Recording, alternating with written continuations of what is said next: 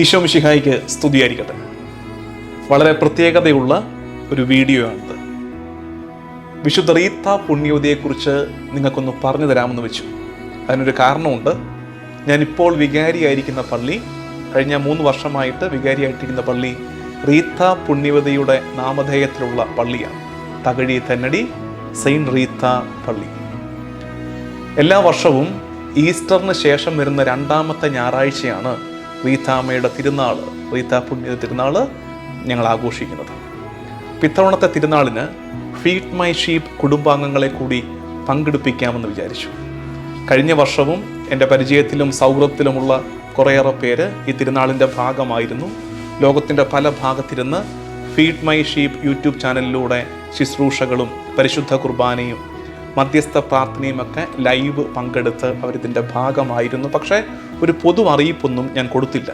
ഇത്തവണ അതിന് വിപരീതമായി ഒരു പൊതു അറിയിപ്പ് ഫീഡ് മൈ ഷീപ്പ് ചാനലിലൂടെ തന്നെ നൽകാമെന്ന് വിചാരിച്ചു. നിങ്ങൾക്ക് ആർക്കെങ്കിലും താല്പര്യമുണ്ടെന്ന് വരികിൽ മധ്യസ്ഥ പ്രാർത്ഥന ഏറ്റുകഴിക്കാനും തിരുനാൾ നവനാളിൻ്റെ പ്രസിദ്ധേന്തിയാകാനും ഒക്കെയുള്ള അവസരം നൽകാമെന്ന് വെച്ചു. അതിനെക്കുറിച്ച് ഞാൻ ഇതിൻ്റെ വീഡിയോ ഒടുക്കം പറയാം. അതിനു മുമ്പായിട്ട് റീത്ത പുണ്യവതിയെക്കുറിച്ച് കുറച്ചറിയണ്ടേ. റീത്ത പുണ്യവതി അസാധ്യ കാര്യങ്ങളുടെ മധ്യസ്ഥയാണ്. 1900 ആണ്ടിൽ 13ാം ലിയോ മാർപ്പാപ്പയാണ് റീത്ത പുണ്യവതിയെ വിശുദ്ധയായി പ്രഖ്യാപിച്ച കൂട്ടത്തിൽ പറഞ്ഞതാണ് അസാധ്യ കാര്യങ്ങളുടെ മധ്യസ്ഥ. യൂദാസ്ലീഹായെ നമുക്ക് അസാധ്യ കാര്യങ്ങളുടെ മധ്യസ്ഥനായിട്ട് അറിയാം. എന്നാൽ ഇങ്ങനെ ഒരു മധ്യസ്ഥ ഉള്ളതായിട്ട് അറിയാമോ? റീത്ത പുണ്യവതിയുടെ മറ്റൊരു വലിയ പ്രത്യേകത, ഒരേ സമയം 2 ജീവിതാന്തസ്സുകൾ ജീവിക്കുന്നവർക്കും മാതൃകയാണ് റീത്ത പുണ്യവതി. ഒരേ സമയം അവൾ കുടുംബിനിയായിട്ടും ജീവിച്ചിട്ടുണ്ട്, അതിനുശേഷം സന്യാസിനിയായിട്ടും റീത്ത ജീവിച്ചിട്ടുണ്ട്. അപ്പോൾ റീത്ത പുണ്യവതിയെക്കുറിച്ച് കുറച്ച് കാര്യങ്ങൾ ചെറിയ സമയം കൊണ്ട് ഒന്ന് മനസ്സിലാക്കാം. റീത്ത പുണ്യവതി ഇറ്റലിയിലെ കാസിയയിലാണ്. അതുകൊണ്ട് റീത്ത ഓഫ് കാസിയ എന്നാണ് അറിയപ്പെടുന്നത്. 1381 ജനിച്ച് 1457 മരിച്ച വിശുദ്ധയാണ്. നല്ല മാതാപിതാക്കൾക്ക് ജനിച്ചു, നന്നായിട്ടൊക്കെ വളർന്നു. 12ാമത്തെ വയസ്സിൽ പൗളോ മഞ്ചീനി എന്ന മനുഷ്യനുമായിട്ട് വിവാഹം നടന്നു. 18 വർഷത്തെ വിവാഹ ജീവിതം അവളെ സംബന്ധിച്ച് വലിയ ദുരിതമായിരുന്നു. ഒത്തിരി സഹനങ്ങളിലൂടെ, നമ്മൾ ഇന്ന് പറയുന്ന ഡൊമസ്റ്റിക് വയലൻസിലൂടെ ഒക്കെ റീത്ത മാർഗരീത്തയാണ് കേട്ടോ. ശരിക്കുമുള്ള പേര് മാർഗരീത്ത എന്നാണ്. മാർഗരീത്ത എന്നാൽ പേൾ എന്നാണ് അർത്ഥം. ആ മാർഗരീത്ത എന്ന പേരിൽ നിന്നാണ് ചെല്ലപ്പേരായിട്ട് റീത്ത എന്ന പേര് വന്നത്. അങ്ങനെ 18 വർഷത്തെ ദാമ്പത്യ ജീവിതത്തിനൊടുവിൽ ഈ മാഞ്ചീനി കുടുംബവുമായിട്ട് കുടുംബകലഹമുണ്ടായിരുന്ന മറ്റൊരു കുടുംബം ഈ ഭർത്താവിനെ കൊന്നിട്ട് ഡീറ്റെയിൽഡായിട്ട് നിങ്ങൾ പിന്നെ എപ്പോഴെങ്കിലും വായിച്ച് മനസ്സിലാക്കണം, അല്ലെങ്കിൽ ഈ തിരുനാൾ കൂടുമ്പോൾ നിങ്ങൾക്ക് കൂടുതൽ മനസ്സിലാകും. അത് ചെറിയൊരു സമ്മറി തരുന്നതേ ഉള്ളൂ. ഭർത്താവിൻ്റെ കൊലപാതകികളോട് മരിച്ചടക്കിൻ്റെ ദിവസം തന്നെ ഈ റീത്ത പരസ്യ മാപ്പ് അവർക്ക് നൽകി. പക്ഷെ എന്നാലും ഭർത്താവിൻ്റെ സഹോദരൻ ഈ റീത്തായുടെയും ഈ പൗളോ മഞ്ചീനിയുടെയും 2 മക്കളുണ്ടായിരുന്നു. ജിയോവാനി അന്റോണിയായും പൗളോ മരിയായും. ഈ 2 മക്കളെ സ്വാധീനിച്ചിട്ട് റിവഞ്ച് എടുക്കാൻ, പകരം വീട്ടാൻ, പ്രതികാരം ചെയ്യാൻ അവർ ഒരുക്കിക്കൊണ്ടിരുന്നു. റീത്ത ആകട്ടെ ഈ കുഞ്ഞുങ്ങളെ ചെറുപ്പം തൊട്ടേ നന്നായിട്ട് വളർത്തിക്കൊണ്ട് വന്നതാണ്. പക്ഷേ എങ്ങനെയോ ഇവരുടെ ഉള്ളിൽ പക പ്രവേശിച്ചു. അപ്പോൾ റീത്ത പ്രാർത്ഥിച്ചൊരു പ്രാർത്ഥനയുണ്ട്. അതാണ് റീത്ത പുണ്യയുടെ ജീവിതത്തിലെ വളരെ പ്രധാനപ്പെട്ട ഒരു കാര്യം. റീത്ത പ്രാർത്ഥിച്ചത് ദൈവത്തോട്, കർത്താവേ, മാരക പാപം ചെയ്ത്, മോർട്ടൽ സിൻ ചെയ്ത് എൻ്റെ കുഞ്ഞുങ്ങൾ ആത്മാവിൽ നശിക്കുന്നതിന് മുമ്പേ നീ അവരുടെ ജീവൻ എടുക്കണേ എന്ന്. അതായത് എൻ്റെ കൊച്ചുങ്ങൾ പാപം ചെയ്യുന്നതിനേക്കാൾ അവർ മരിച്ചു കാണാൻ ഞാൻ ആഗ്രഹിക്കുന്നു എന്ന് പ്രാർത്ഥിച്ച ഒരമ്മയാണ് സെയിൻറ്റ് റീത്ത, വിശുദ്ധ റീത്ത പുണ്യവതി. റീത്താമ്മയുടെ പ്രാർത്ഥന കിട്ടുന്ന വണ്ണം ആ കുഞ്ഞുങ്ങൾ പാപം ചെയ്യുന്നതിന് മുമ്പേ എടുക്കപ്പെട്ടു.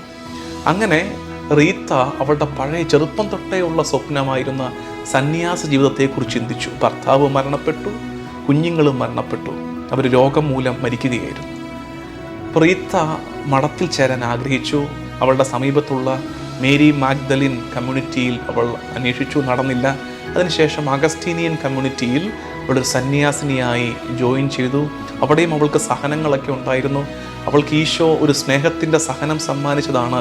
റീത്ത പുണ്യവതിയുടെ ചിത്രത്തിലൊക്കെ നമ്മൾ കാണുന്ന നെറ്റിയിലെ മുറിവ്, ഈശോയുടെ മുൾക്കിരീടത്തിലെ ഒരു മുള്ള് റീത്താമ്മയ്ക്ക്, വിശുദ്ധ റീത്തായ്ക്ക് ഈശോ സ്നേഹപൂർവ്വം സമ്മാനിച്ചതായി പറയപ്പെടുന്നു.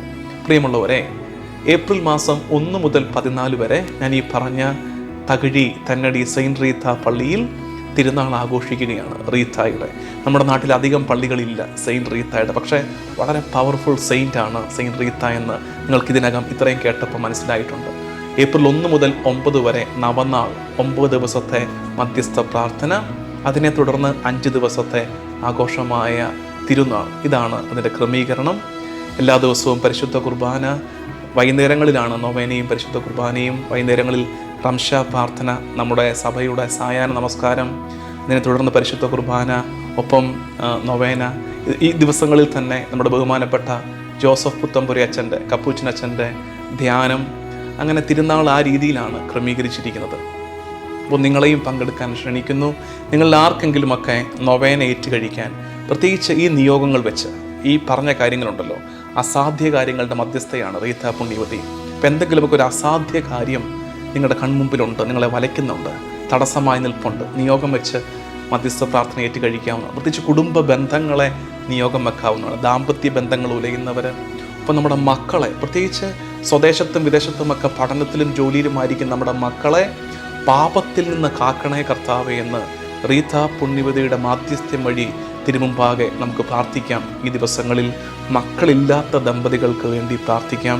അങ്ങനെ പലവിധമായ നിയോഗങ്ങൾ വെച്ചുകൊണ്ട് നൊവേനയേറ്റ് കഴിക്കാൻ ആഗ്രഹിക്കുന്നവരോ, അല്ലെങ്കിൽ ഈ നവനാളിൻ്റെ പ്രസിദ്ധേന്തിയാകാൻ ആരെങ്കിലും ആഗ്രഹിക്കുന്നുണ്ടെങ്കിൽ അങ്ങനെ അവരൊക്കെ നിങ്ങൾ ചെയ്യേണ്ടത് ഫീഡ് മൈ ഷീപ്പിൻ്റെ വാട്സാപ്പ് നമ്പറിലേക്ക് ഒരു മെസ്സേജ് അയയ്ക്കുക.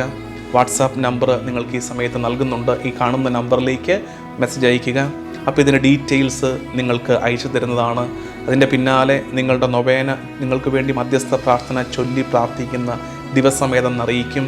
ഓരോ ദിവസവും നിങ്ങൾക്ക് വേണ്ടിയിട്ട് നമ്മുടെ ശുശ്രൂഷയുടെ ലൈവ് ലിങ്ക് നിങ്ങളിലേക്ക് എത്തിക്കും. അങ്ങനെ ഒരുമിച്ചൊരു കൂട്ടായ്മയും, പ്രത്യേകിച്ച് വിശുദ്ധവാരമൊക്കെ ആഘോഷിച്ച്, നമ്മൾ ഈസ്റ്ററൊക്കെ ആഘോഷിച്ച്, അതിൻ്റെ തൊട്ട് പിന്നാലെ വീണ്ടും ഒരു 14 ദിവസത്തെ പ്രാർത്ഥനാ ശുശ്രൂഷയിലേക്ക് പ്രവേശിക്കാൻ നിങ്ങളേവരെയും സ്നേഹപൂർവ്വം ഞാൻ ആഹ്വാനം ചെയ്യുന്നു. എനിക്ക് വേണ്ടിയും ഇടവകയ്ക്ക് വേണ്ടിയും പ്രാർത്ഥിക്കാം. സഭ മുഴുവനെയും നിയോഗം വെക്കാം. ലോക സമാധാനത്തിന് വേണ്ടി, നമ്മുടെ ദേശത്തിന് വേണ്ടി പ്രത്യേകിച്ചും പ്രാർത്ഥിക്കാം. വിശുദ്ധ റീത്ത പുണ്യവതിയുടെ ശക്തിയേറിയ മാധ്യസ്ഥ്യം വഴി നാം എല്ലാവരിലേക്കും ദൈവകരുണ ഒത്തിരി ചൊരിയപ്പെടട്ടെ എന്ന് സ്നേഹപൂർവ്വം പ്രാർത്ഥിക്കുന്നു. ദൈവനാമത്തിന് മഹത്വം ഉണ്ടാകട്ടെ. ആമേൻ.